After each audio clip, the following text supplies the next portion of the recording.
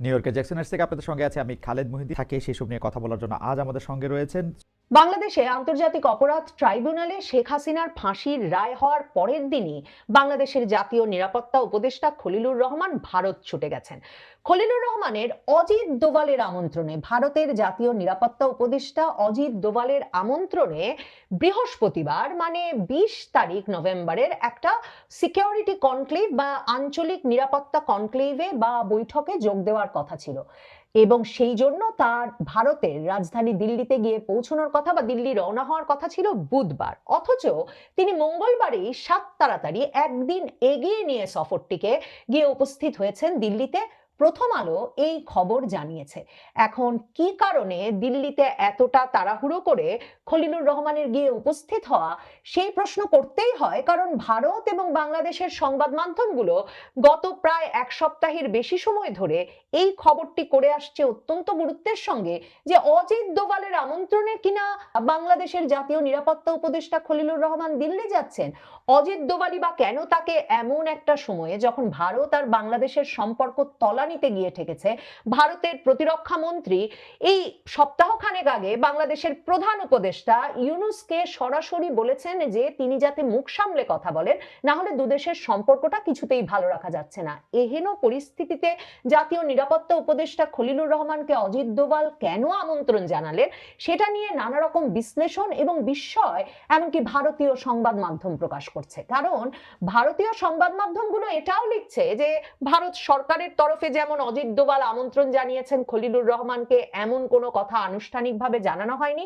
তেমনি জানানো হয়নি যে সিকিউরিটি কনক্লেভটা বা আঞ্চলিক যে নিরাপত্তা জোটের বৈঠকে যোগ দিতে খলিলুর রহমান দিল্লি যাচ্ছেন সেই বৈঠকটির বিষয়েও।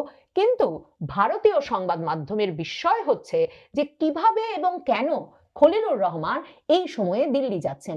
আর এখন বিস্ময় তুঙ্গে গিয়ে ঠেকেছে যখন শেখ হাসিনার রায় হওয়ার পরের দিনই সফরকে একদিন এগিয়ে এনে খলিলুর রহমান বৈঠকের দুদিন আগে দিল্লি শহরে গিয়ে উপস্থিত হলেন। অজিত দোভাল এবং খলিলুর রহমানের এই কনক্লেভের বৈঠকের বা এই নিরাপত্তা জোটের বৈঠকের বাইরে একটা দ্বিপাক্ষিক বা দুজনের একটা একান্ত বৈঠক হতে পারে কিনা তা নিয়ে বাংলাদেশ এবং ভারতের সংবাদ মাধ্যমে একটা জোর আলাপ চলছে। তার কারণ হচ্ছে, মনে রাখতে হবে, এই অজিত দোভালের সমপর্যায়ে উঠে আসবার জন্যই কিন্তু খলিলুর রহমানকে এপ্রিল মাসে প্রধানমন্ত্রী মোদী আর প্রধান উপদেষ্টা ইউনূসের বৈঠকের পর জাতীয় নিরাপত্তা উপদেষ্টা বানানো হয়েছিল। ভারত এবং বাংলাদেশের পররাষ্ট্র মন্ত্রণালয়ের শীর্ষ কর্মকর্তাদের নানা সূত্রে সে সময়ই জানা গিয়েছিল যে ডক্টর ইউনূস 2024-এর আগস্টে ক্ষমতায় আসার পর বহু দফায় প্রধানমন্ত্রী মোদীর সঙ্গে একটা দ্বিপাক্ষিক বৈঠকের চেষ্টা করে ব্যর্থ হওয়ার পর বিমস্টেক সম্মেলনের সাইডলাইনে এপ্রিল মাসে যে একটা সৌজন্য সাক্ষাৎ করতে পেরেছিলেন, তার পেছনে প্রধান ভূমিকা রেখেছিলেন, মানে দৌড়াদৌড়িটা এবং ভারতীয় কর্মকর্তাদের এ বিষয়ে কনভিন্স করার বা এতে রাজি করানোর মূল কাজটা করেছিলেন তখন ডক্টর ইউনূসের রোহিঙ্গা বিষয়ক বিশেষ সহকারী হিসেবে দায়িত্বপ্রাপ্ত খলিলুর রহমান। এমন কথাও দুই দেশের পররাষ্ট্র মন্ত্রণালয়ের শীর্ষ কর্মকর্তাদের সূত্রে তখন বেরিয়ে এসেছিল। দুতরফেই হাসাহাসি হচ্ছিল যে মোদী ইউনূস বৈঠকের সময় নিরাপত্তা সংক্রান্ত উদ্বেগ নিয়ে ভারতের জাতীয় নিরাপত্তা উপদেষ্টা অজিত দোভাল এক মন্তব্য করবার পর খলিলুর রহমান, মানে পররাষ্ট্র উপদেষ্টা তৌহিদ হোসেনের বদলে খলিলুর রহমান তার উত্তর দিতে গেলে অজিত দোভাল নাকি মিটিং এর মধ্যেই বলে বসেন যে উনি কে, এবং তিনি যখন বলেন তিনি রোহিঙ্গা বিষয়ক বিশেষ সহকারী, আসলে তো তিনি ডক্টর ইউনূসের সকল কাজের কাজী।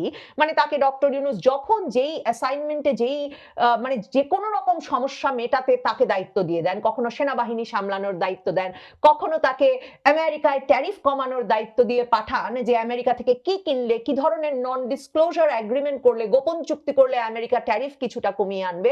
আবার তিনি এই খলিলকেই দায়িত্ব দেন ভারতের সঙ্গে, প্রধানমন্ত্রী মোদীর সঙ্গে যদি একটা বৈঠক করা যায়। কিন্তু অজিত দোভাল তখন প্রশ্ন করে বসেন যে এই ব্যক্তিকে, তিনি কেন তার এই প্রশ্নের উত্তর দিচ্ছেন, তার কাউন্টার পার্ট কোথায়। তখন যখন তিনি বলেন আমি রোহিঙ্গা বিষয়ক বিশেষ সহকারী, তখন নাকি অজিত দোভাল বলেন যে তিনি রেলেভেন্ট লোকের কাছ থেকেই এ বিষয়ে উত্তর শুনতে চান।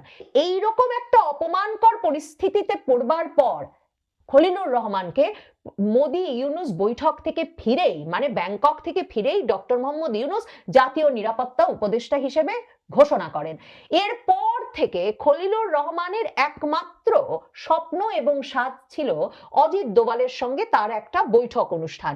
কারণ মনে রাখবেন, শুধুমাত্র যে মোদি ইউনুস বৈঠক তিনি ব্যবস্থা করেছিলেন তাই নয়, ডক্টর ইউনুসের এই সকল কাজের কাজই অত্যন্ত কামেল লোক, অত্যন্ত কার্যকরী একজন ব্যক্তি, এবং তিনি সে সময় বিমস্টেক সম্মেলনে এমনকি নৈশভোজেও ডক্টর ইউনুস আর প্রধানমন্ত্রী মোদি যাতে পাশাপাশি বসতে পারেন সে ব্যবস্থাটা করেছিলেন। বিমস্টেক সম্মেলনের আয়োজকদের সঙ্গে নানা রকম তাদের নাকি একদম জীবন এক রকমের অতিষ্ঠ করে ফেলে এই ব্যবস্থা করেছিলেন। আর ব্যবস্থা করেছিলেন নৈশভোজে যাতে অজিত দোভালের দুপাশে, এক পাশে ডক্টর ইউনুসের ব্যক্তিগত সহকারী লামিয়া মোর্শেদ আর আরেক পাশে যাতে ডক্টর ইউনুসের এই সকল কাজের কাজই খলিলুর রহমান বসতে পারেন। এবং সেই বসতে পারার ছবিও, ইউনুস মোদি যে পাশাপাশি বসেছেন, মোদি তো একটা শব্দ উচ্চারণ করেন নাই সেই নৈশভোজে বসে ইউনুসের সঙ্গে, আর এই যে খলিলুর রহমান আর অজিত দোভাল বসতে পেরেছেন পাশাপাশি, এই ছবিগুলো এমনকি নৈশভোজ শুরু হতে না হতে বাংলাদেশের প্রেসে ছড়িয়ে দেওয়া হয়। অজিত দোভাল তাতেও খুব বিরক্ত হয়েছিলেন এবং ফিরে এসে খলিলুর রহমান বলে বসেন অজিত দোভাল আর তার মধ্যে নাকি মগ্ন আলাপ হয়েছে, তারা নাকি 1 ঘন্টা ধরে ওই নৈশভোজের অনানুষ্ঠানিক বৈঠকে আলাপেই মগ্ন হয়েছিলেন। এই কথা তিনি নাকি পরে তার আত্মজীবনীতে তুলে ধরবেন। কিন্তু অজিত দোভালের সঙ্গে আর যে সম্পর্কটা কোনোভাবে দানা বাঁধেনি তার প্রমাণ হচ্ছে এরপর মে মাস থেকে ভারত যখন ইচ্ছামতো বাংলাদেশি সন্দেহে পুশিন শুরু করলো সারা বাংলাদেশের সীমান্ত ধরে, তখন থেকে খলিলুর রহমান বলে যাচ্ছেন ভারতের সাথে চ্যানেল তৈরির চেষ্টা হচ্ছে, চ্যানেল তৈরি করা গেলে তবে তারা ভারতকে জানাতে পারবেন যে ভারত যে পুশিন করছে বাংলাদেশি সন্দেহে যাকে তাকে, সেটা ঠিক হচ্ছে না। তখন থেকেই পরিষ্কার যে এপ্রিলে ওই বৈঠকে ডক্টর ইউনুসের হাসিনার কথা বন্ধ করার মতো বেফাঁস মন্তব্য বেরিয়ে আসবার পর প্রেস সচিবের তরফে, প্রধান উপদেষ্টার প্রেস টিমের তরফে মিথ্যা কথার ফুলঝুরি, এই সব কিছু ভারতের সঙ্গে সম্পর্কটাকে একেবারে নষ্ট করে তলানিতে নিয়ে ঠেকায়। এবং তারপর থেকে তো নিয়মিতভাবে ডক্টর ইউনুসের 7 সিস্টার্স নিয়ে মন্তব্য আছেই, আর আছে তার শেখ হাসিনাকে কেন কথা বন্ধ করাচ্ছে না ভারত, এসব বিষয়ে নানা রকম বক্তব্য। এই উস্কানিমূলক নানা বক্তব্যে ভারত সম্পর্কটা গঠনমূলক রাখা সম্ভব বলে মনে করে না। আর ভারতের সবসময়ের অবস্থান একটাই, সেটা হচ্ছে শুধুমাত্র নির্বাচিত সরকারের সঙ্গে একটা পূর্ণাঙ্গ দ্বিপাক্ষিক সম্পর্ক হতে পারে। সেক্ষেত্রে আপনারা দেখেন যুক্তরাষ্ট্র থেকে শুরু করে পৃথিবীর কোনো গুরুত্বপূর্ণ দেশে গিয়েই, একমাত্র চীন ছাড়া, চীন প্রচুর ব্যবসা পাচ্ছে, একমাত্র চীন ছাড়া এখন পর্যন্ত কোথাও গিয়ে কোনো দ্বিপাক্ষিক বৈঠক, উল্লেখযোগ্য দ্বিপাক্ষিক বৈঠকে না আমন্ত্রণ পেয়েছেন প্রধান উপদেষ্টা ইউনুস, না তার রাষ্ট্রীয় সফরের ব্যবস্থা করা গেছে। কাজেই সেজন্য ভারতকে দোষ দেওয়া যায় না। তবে ভারতের এমনকি বুদ্ধিজীবী মহলও, ভারতের সুশীল সমাজের একটা অংশ দীর্ঘ সময় ধরে বলছিল যে বাংলাদেশের যে পরিমাণ পাকিস্তান ঘেঁষা পররাষ্ট্র নীতি চর্চা হচ্ছে, পাকিস্তানের সামরিক বাহিনীর কর্তা ব্যক্তিরা থেকে শুরু করে তাদের সামরিক গোয়েন্দা সংস্থা আইএসআই এর কর্তা ব্যক্তিরা যেভাবে অবাধে বাংলাদেশে নিয়মিতভাবে আসছে, ভারত যে বাংলাদেশের সঙ্গে একেবারেই সম্পর্ক বা আলাপ আলোচনার কোনো পথ খোলা রাখছে না, সেটা বোধহয় ঠিক হচ্ছে না।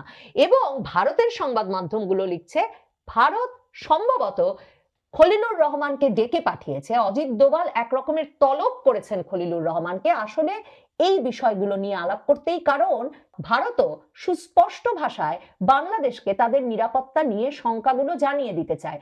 একদিকে যখন বাংলাদেশে ঠাকুরগাঁয়ে, লালমনিরহাটে সামরিক বিমান ঘাঁটি তৈরি হচ্ছে, সামরিক ঘাঁটি তৈরি হচ্ছে, যুদ্ধ বিমান রাখার ব্যবস্থা হচ্ছে, চীন থেকে সেই যুদ্ধ বিমান কেনা হচ্ছে, এমন সব উদ্বেগে ভারত ওই সীমানা জুড়ে নতুন নতুন সামরিক ঘাঁটি স্থাপন করছে। ভারত তার ইস্টার্ন কমান্ডকে শক্তিশালী করছে আরো বেশি, কারণ পাকিস্তান বলে রেখেছে যে পূর্ব দিক থেকে এর পরের বার ভারতের অনেক ভেতরে গিয়ে হামলা করবে তারা। এবং পাকিস্তানের সামরিক কর্মকর্তারা যখন এত ঘন ঘন আসা যাওয়া করছেন, সেটা যে একটা সম্ভাবনা যে বাংলাদেশের মাটি ব্যবহার করে ভারতে হামলা চালানোর প্রস্তুতি নিচ্ছে কোনো একটি পক্ষ, তখন জাতীয় নিরাপত্তা উপদেষ্টা ভারতের বাংলাদেশের জাতীয় নিরাপত্তা উপদেষ্টাকে ডেকে সম্ভবত এই বিষয়গুলো নিয়ে তাদের উদ্বেগ এবং এই উদ্বেগের ফলশ্রুতিতে বাংলাদেশের ঝুঁকিগুলো জানাতে চান। এরই মধ্যে মার্কিন যুক্তরাষ্ট্র পরিষ্কার করেছে যে চীনের সঙ্গে বাংলাদেশের যে অতিরিক্ত মাখামাখি, সেই বিষয়টা যে বাংলাদেশের জন্য ঝুঁকিপূর্ণ, সেটা প্রমাণ করা, সেটা বাংলাদেশকে বোঝানোই হবে নতুন মার্কিন রাষ্ট্রদূতের প্রধান কাজ। ঠিক তেমনি ভাবে ভারতের বিশেষজ্ঞরা বলছেন, আন্তর্জাতিক সম্পর্ক বাংলাদেশ ভারত সম্পর্কের বিশেষজ্ঞরা এমনকি ঢাকা ট্রিবিউনের সঙ্গে সাক্ষাৎকারে বলছেন যে সম্ভবত চীনের সঙ্গে সামরিক কৌশলে সম্পৃক্ততা, পাকিস্তানের সামরিক কর্মকর্তাদের নিয়মিত আসা যাওয়ার বাইরেও ভারত বিশেষভাবে উদ্বিগ্ন বাংলাদেশে আনসারুল্লাহ বাংলা টিমের প্রধান জসিমউদ্দিন রহমানির মতো জঙ্গিবাদের দায়ে অভিযুক্ত ব্যক্তিদের ছাড়া পাওয়ার বিষয়টি। ভারত এমনকি নাকি লুৎফুজ্জামান বাবর, ঢাকা ট্রিবিউন লিখছে, ভারত লুৎফুজ্জামান বাবর বিএনপির সময়কার স্বরাষ্ট্র প্রতিমন্ত্রী, যিনি সরাসরি চট্টগ্রাম বন্দর দিয়ে 10 ট্রাক অস্ত্র চীন থেকে নিয়ে এসে ভারতের বিচ্ছিন্নতাবাদী গোষ্ঠী উলফার সদস্যদেরকে দিয়ে দেওয়ার বিষয়টি একরকমের নেতৃত্ব দিয়েছিলেন, দেখভাল করেছেন বা জড়িত থেকেছিলেন বলে ভারত সরাসরি সন্দেহ করে। সেই লুৎফুজ্জামান বাবরও যে আবার জেল থেকে বেরিয়ে এসেছেন এবং রাজনীতিতে সক্রিয় হয়েছেন, এরকম নানাবিধ বিষয়ে ভারত উদ্বিগ্ন। ভারতের মূল উদ্বেগ বাংলাদেশ তার ভূমি ভারতের বিরুদ্ধে সামরিকভাবে ব্যবহার করবার জন্য অন্য কোনো দেশ, অন্য কোনো সশস্ত্র বিদ্রোহী জঙ্গি গোষ্ঠী কিংবা অন্য কোনো চরমপন্থী গোষ্ঠীকে সুযোগ দিচ্ছে কিনা, স্পেস দিচ্ছে কিনা, আশকারা দিচ্ছে কিনা। ভারতের সংবাদ মাধ্যমগুলো, Hindustan Times, the Hindu, Times of India সহ সকল শীর্ষস্থানীয় দৈনিকগুলো সে কারণেই এই খবরটি যে অজিত দোভালের আমন্ত্রণে খলিলুর রহমান ভারত যাচ্ছেন, এই খবরটি অত্যন্ত গুরুত্বের সঙ্গে ছেপেছে। ঘটনাটির গুরুত্ব আরো গুরুতর হয়ে উঠেছে যে একদিন এগিয়ে এনে খলিলুর রহমান দিল্লি ছুটে গেলেন কেন? তার মানে কি অজিত দোভালের সঙ্গে একটা সাক্ষাতের বিষয় নিশ্চিত হয়েছে?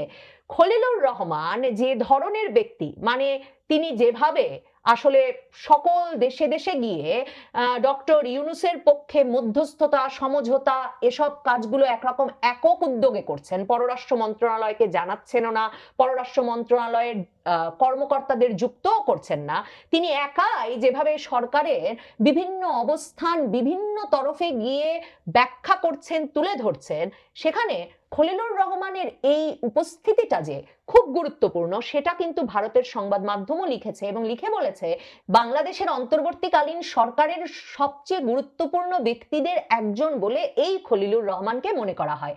নাহিদ ইসলাম যে দাবি খলিলুর রহমানের কাছে জানিয়েছেন যে তিনি যদি ভারত যাচ্ছেনই, জাতীয় নিরাপত্তা উপদেষ্টা যদি ভারতে যাচ্ছেনই, তাহলে তিনি কেন ভারতের নিরাপত্তা উপদেষ্টা অজিত দোভালকে জিজ্ঞেস করে আসছেন না যে ভারত কেন শেখ হাসিনাকে ফিরিয়ে দিচ্ছে না সাজা কার্যকর করবার জন্য?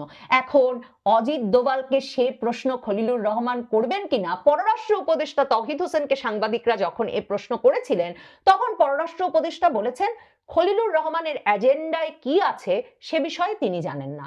খলিলুর রহমানের এজেন্ডায় কি আছে শুধু যে সে বিষয়টা বাংলাদেশের পররাষ্ট্র মন্ত্রণালয়ের অজানা তাই নয়, এমনকি তিনি ঠিক কেন একদিন এগিয়ে দুদিন আগে, সম্মেলনের দুদিন আগে গিয়ে ওখানে উপস্থিত হলেন, সে প্রশ্ন ওঠা এখন খুব স্বাভাবিক। মনে রাখতে হবে অজিত দোভাল শেখ হাসিনা সরকারের সঙ্গে, শেখ হাসিনার সঙ্গে অত্যন্ত ঘনিষ্ঠভাবে কাজ করেছেন এবং শেখ হাসিনা যখন 2024 সালের 5ই আগস্ট সামরিক বিমানে করে ভারতের হিন্ডন বিমান ঘাঁটিতে গিয়ে নেমেছেন, তখন অজিত দোভালই এসে সামরিক বিমান ঘাঁটিতে শেখ হাসিনা এবং শেখ রেহানাকে অভ্যর্থনা জানিয়েছিলেন। সূত্র মতে এখনো শেখ হাসিনার সঙ্গে অজিত দোভালের একটা নিয়মিত যোগাযোগের সম্পর্ক আছে। কাজেই যে আঞ্চলিক নিরাপত্তা জোটের বৈঠকে যোগ দিতে খলিলুর রহমান যাচ্ছেন, সেই কনক্লেভে মরিশাস, মালদ্বীপ, শ্রীলঙ্কার সঙ্গে ভারতের ওই কলম্বো সিকিউরিটি কনক্লেভটা তৈরি হয়েছিল ভারত মহাসাগরের নিরাপত্তা রক্ষা করতে। তো সেই কনক্লেভে পূর্ণ সদস্যপদ পায় বাংলাদেশ শেখ হাসিনার আমলে 2024 সালের জুলাইয়ে। কাজেই বুঝতে বাকি থাকে না অজিত দোভাল ব্যক্তিগতভাবে যদি না চাইতেন এবং কোনো বিষয়ে খলিলুর রহমানকে সবক দেওয়া বা খলিলুর রহমানের সঙ্গে আলাপ করবার যদি তার সরাসরি কোনো ইচ্ছা না থাকতো, তাহলে পরিস্থিতির এত বদল ঘটবার পর বাংলাদেশকে নিরাপত্তা ঝুঁকি যখন ভারত মনে করছে, তখন ওই নিরাপত্তা সম্মেলনে যোগ দিতে বাংলাদেশের নিরাপত্তা উপদেষ্টাকে আমন্ত্রণ জানাতেন না অজিত দোভাল। কি উদ্দেশ্যে অজিত দোভাল তাকে আমন্ত্রণ জানালেন আর কি উদ্দেশ্যেই বা খলিলুর রহমান দৌড়ে দুদিন আগে গিয়ে উপস্থিত হলেন দিল্লিতে, এই বিষয়গুলো খোলাসা হবে? আশা করি বিষয়টি বুঝতে পেরেছেন। এ নিয়ে আপনার গুরুত্বপূর্ণ মন্তব্যটি অবশ্যই কমেন্ট বক্সে জানিয়ে দিবেন। ধন্যবাদ।